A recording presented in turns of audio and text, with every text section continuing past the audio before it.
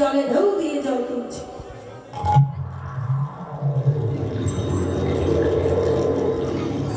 সব জল পড়ে গেছে। পড়লো কেন? নিশ্চয়ই কোনো অশোকের নজর লেগেছে। পাছে ফিরে তাকিয়ে দেখলো ব্রজবাসিনী দল এসেছে। তোদের নজর লেগেছে কলসিতে, সেই জন্য জল তুলতে পারছি না। ভয়ে সবাই পালিয়ে গেল। এবার আমি পারবো, এই কথা বলে জলে ঢেউ দিয়ে জল তুলছি।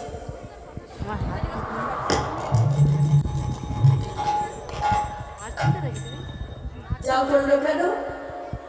নিশ্চয়ই কোনো অশোকের নজর লেগেছে। দেখে তো কেউ এসেছে কিনা। দেখছে দূরে একটা বড় বৃক্ষ, ওই বৃক্ষে বসে আছে একটা ঘুতুম পেঁচা। হ্যাঁ, তাকে দর্শন করে ও যায়। বুঝতে পেরেছি তোর নজর লেগেছে বলে আমি জল তুলতে পারছি না। যমুনা থেকে আঠা কাদা তুলে নিয়ে ওই পেঁচার দিকে অমনি ছুঁড়ে মেরেছে। কাল পেঁচা প্রাণের ভয়ে উড়ে পালিয়ে গেল। আমার নাম কপিলা, আমি কাজে হেরেছি, বুদ্ধিতে হারবো না।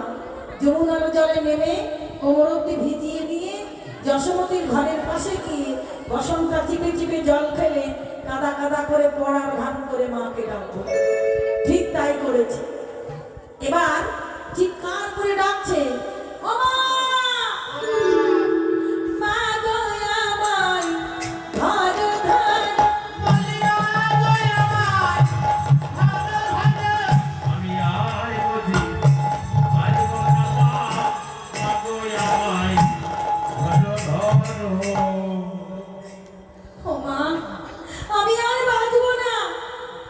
জটিলা বুড়ি ছুটতে ছুটতে এসে মনে রাধারানী বলছে, বদ্ধহরি কলসি দাও।